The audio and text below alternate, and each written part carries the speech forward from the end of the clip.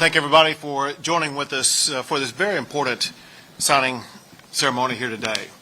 Definitely want to thank Speaker Burrows for his leadership on this issue as well as so many others. And also thank Senator Tam Parker for his leadership in the Senate on this bill, as well as the cyber command that we signed last week, and again, so many others. Maybe most importantly, I want to thank the people who are surrounding us right now, men and women who have been advocates for the cause that I'm about to sign a law about. Their lives have been touched, affected, harmed in some ways, and they have been looking for a pathway, a therapy, a treatment, a way to deal with and grapple with and have a better pathway in their lives by an alternative that some were able to find on their own, an alternative that we believe should be tested and evaluated for the possibility of achieving FDA approval. To understand the context, Texas is home to more veterans than any other state of the United States of America. Many of those veterans suffer from so many different types of injuries, both seen and unseen. Many struggle with things like depression, PTSD, and opioid use disorder. The same is true for some of our first responders as well as others who are dealing with addiction-based issues. A therapy that has shown great promise in treating those conditions is ibogaine. To better understand the potential for ibogaine and to better address the public health challenges caused by things like opioid use disorder, an FDA clinical drug trial is needed for ibogaine. I'm about to sign a law that will lead to an FDA-approved drug development clinical trial that will seek approval of ibogaine as a medication for the treatment of opioid use disorder and other behavioral health conditions, especially those suffered by our veterans. Texas will invest $50 million to support this research, and these funds can be matched by grants and private investments. I'm proud to sign it into law.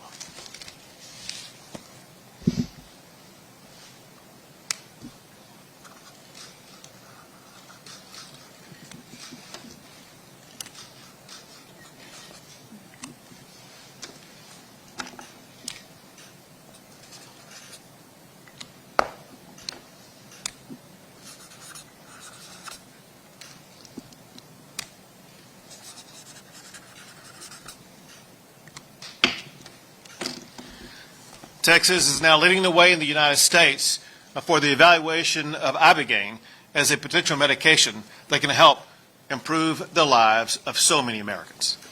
It's now law.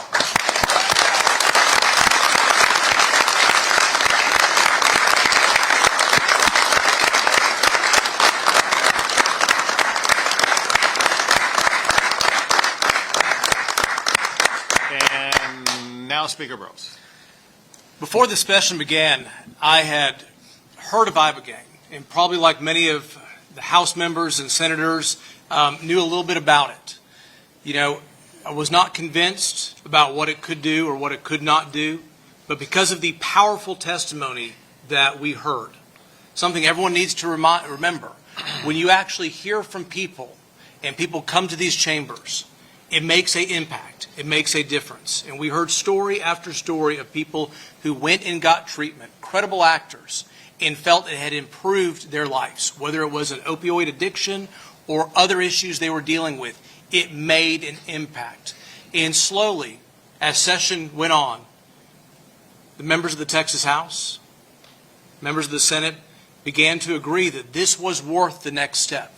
It was worth investing in and making sure and seeing if we could do something to bring this to more people. I want to thank Governor Abbott for his leadership on this, Senator Parker, the Lieutenant Governor, Cody Harris in the House, many of the people, and especially those behind us, who were some of the most powerful actors that brought this into existence today. So I'm excited about today. I'm more excited about these trials and what's going to come from them, and hopefully the relief that provides to so many affected members and people who need this therapy. Thank you. Now, Senator Tam Parker.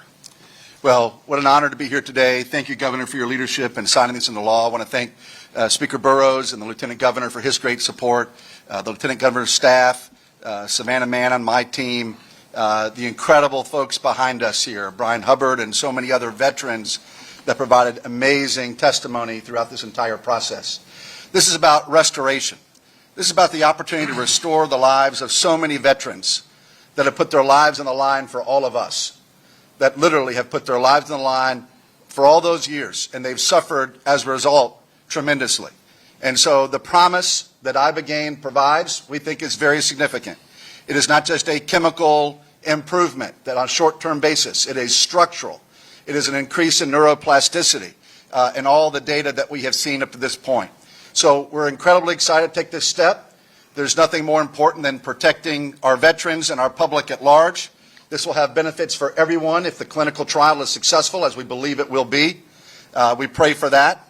We're excited about this process. And again, think about what the impact will be, the lives that can be saved and restored because of this amazing breakthrough potentially here with Ibogaine. So again, I want to thank the Governor and the Lieutenant Governor and the Speaker, all the incredible champions, all the folks in the veterans community that have come up to us and shared passionately their personal stories. It made an enormous difference on me, and taking it seriously, getting into the science, understanding that this needed to move forward. And of course, I want to thank my good friend and partner in the House, Cody Harris. Our prayers are with him and his family for all they've endured here personally as well recently. But again, this is a great day for Texas, a great day for our vets, a great day for people that care about mental health. It will also have enormous implications, I think, long-term for all kinds of various neurological conditions as well. And so we look forward to that day when we're able to really provide meaningful relief to the people of Texas that suffer from so many of these conditions that Ibogaine will improve their lives and being a great solution for. So again, what a great day, and thank you, Governor, for your leadership. Thank you. Thank you. Thank you.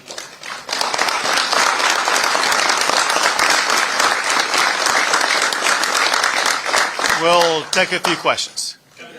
National Guard deployments. It's going to take these clinical trials to unwind. Does this legislation accelerate that timetable? So when can the folks buy it? Well, I'll answer first and then have the senator answer. But yeah, 100% this legislation accelerates it. It gets it going. Without that, it would have been slowed maybe even for years. And so this is the kickoff point to make sure we will get this going. As far as the specific time, I will defer to Senator Tan Parker. Thank you, Governor. Great question. So yes, absolutely. First of all, just Texas putting its stamp on it will make an enormous difference and speed up the process. But specifically what the bill calls for, as of today, now that it's signed, within 60 days, you will see Texas and the governmental entity, Health and Human Services, working to be kind of our quarterback, if you will, for the effort, to be able to start receiving proposals from consortiums that can come forward. A consortium being a Texas medical school, a hospital, and a drug developer that will bring private money to the table. The money that Texas is investing will only be put in based on a match, based on private funds being contributed by people that have great expertise. So we're looking forward to that consortium, those consortiums coming forward. And again, we'll be receiving those proposals 60 days from now based on the legislation. So it's going to absolutely speed up this process, and we hope it'll be a very quick, as quick as possible. Clinical trials are never quick in and of themselves, but we'll move it as expeditiously as possible, and excited about what the implications will be for the people of Texas and for the country. Governor, National Guard deployments, can you tell us how many soldiers are being deployed, and if these are preemptive deployments, or if they're just purely on the sidelines until they're called in?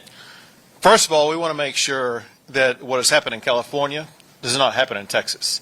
Texas is a law and order state, and we will use every tool that we can to ensure order across our state. That includes the deployment of Texas Department of Public Safety officers, as well as Texas National Guard, in strategic locations where they can provide the most robust response where needed. As it concerns the exact tactics and things like that, we don't disclose those publicly. You will see them arise in response to what we see on the ground. But not the numbers? You don't have the number of people being deployed? I do, but I'm not going to tell you. Nothing personal. It's just that there are others outside of this room who would like to know that I'm not going to tell them. Governor, more questions? Can you define what is like crossing the line for those who they don't know, like what is the crossing line in Texas? That leads to FAFO? Violating the law. You break the law, you cross the line, you will be arrested. I was a little bit clearer about this last night in my post last night, and that is there is freedom of speech. However, if in your protest you damage somebody's property or you harm an individual, that's violating the law, and you will be arrested for it.